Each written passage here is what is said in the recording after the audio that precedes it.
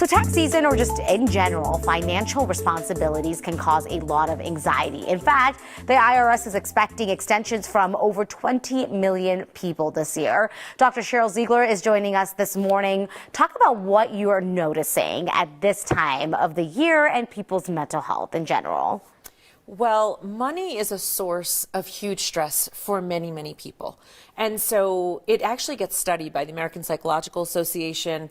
It really is this thing for individuals. It's about power and control and survival and safety. Right. And we bring a lot of our baggage, however we were brought up, whatever our relationship is with money. That's how I ask it. What is your relationship with money?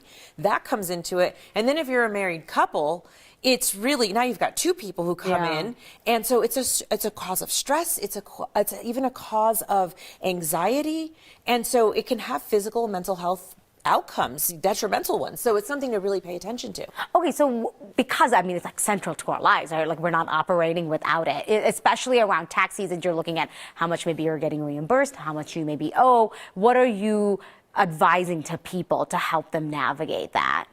Well, first, I think it's really important to understand when we say there are physical and mental health outcomes, we're talking cardiovascular. It's hard on your heart to have this much stress. This is like 65% of people responding that they have high levels of stress around money, and also insomnia, right? You're losing sleep and those kinds of things. So I think if you are together as a couple, that one thing to realize is you got to talk about your money stories.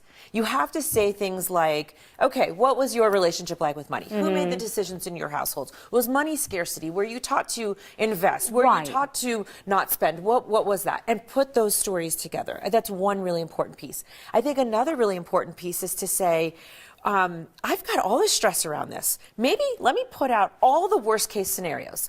Let me just put it out there. You can write it down. Write down all the things that you fear, and then go, okay, now let me go through realistically and figure out what is really going to happen out of this, right? And compartmentalize it, because that's what we do. What we call catastrophize. Yeah. When we have a lot of anxiety, we make up these worst case scenarios. And then the other piece is you really have to figure out, how can I do this differently maybe next year? Don't procrastinate. Procrastination is really stressful. Yeah, I love it, because otherwise you have these like half what if stories that just kind of like start blending together into one giant nightmare, and it's hard to kind of get out of that.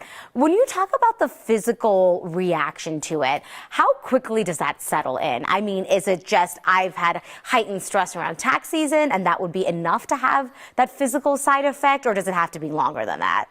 Well, the short-term effects of stress are increased cortisol levels. So cortisol is a stress hormone in your body.